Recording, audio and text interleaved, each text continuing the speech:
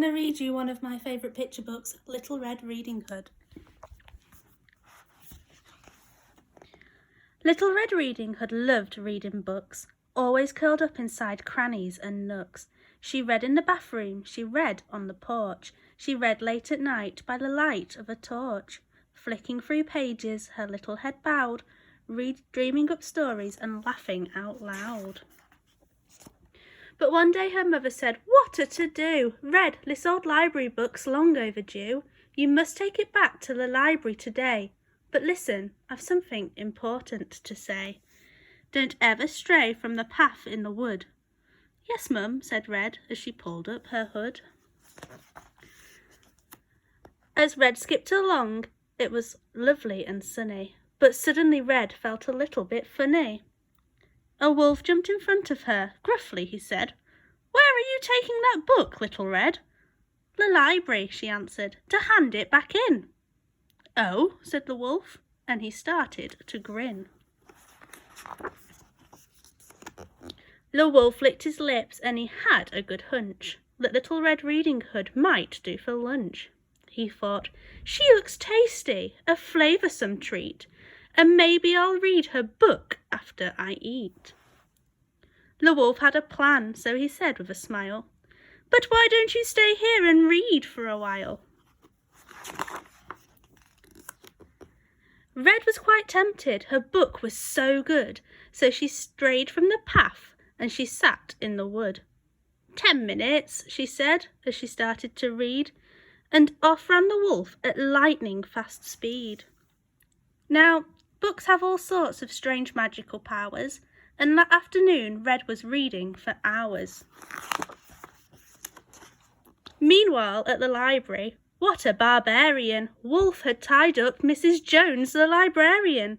He put on her glasses, her colourful smock, and said to himself, "Red is in for a shock."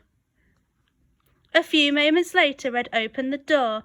"Come in," said the wolf with a wave of his paw. Little Red Riding Hood put her book down and looked at the wolf with a bit of a frown. "Are you quite well, Mrs. Jones?" she inquired. "You look a bit different today. Are you tired?"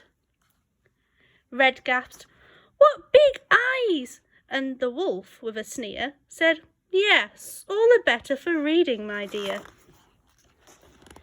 Red said, "Your ears are hairy as well." "And what," asked young Red, "is that terrible smell?" The wolf ripped off his smock and sprang from his seat. "Enough!" cried the wolf. "Now I'm ready to eat." "You can't eat her up," the librarian blubbered, and with a loud heave she flew out of the cupboard.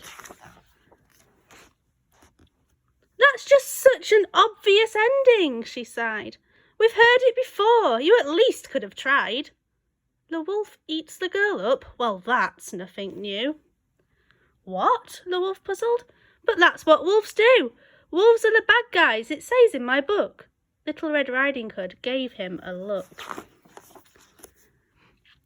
She sat by the wolf and, despite her unease, said, "Stories can end any way that you please." "You don't like an ending?" Red Riding Hood said. "Then change it, arrange it again in your head. Just switch it and stitch it up some other way." The wolf nodded slowly and whispered, "Okay." He thought for a moment. "A book of my own? And this time the wolf won't end up all alone?" He picked up a book about shoemaking elves, then started to chuckle and searched through the shelves. "I found it!" he shouted, and danced a few jigs, then borrowed a book about 3 little pigs. Little Red Riding Hood walked through the woods, the moon shining down on her little red hood. She curled up that night with a book in her hands and dreamt of huge dragons in magical lands. For, whilst leaving footpaths should never be done, straying from stories is all sorts of fun.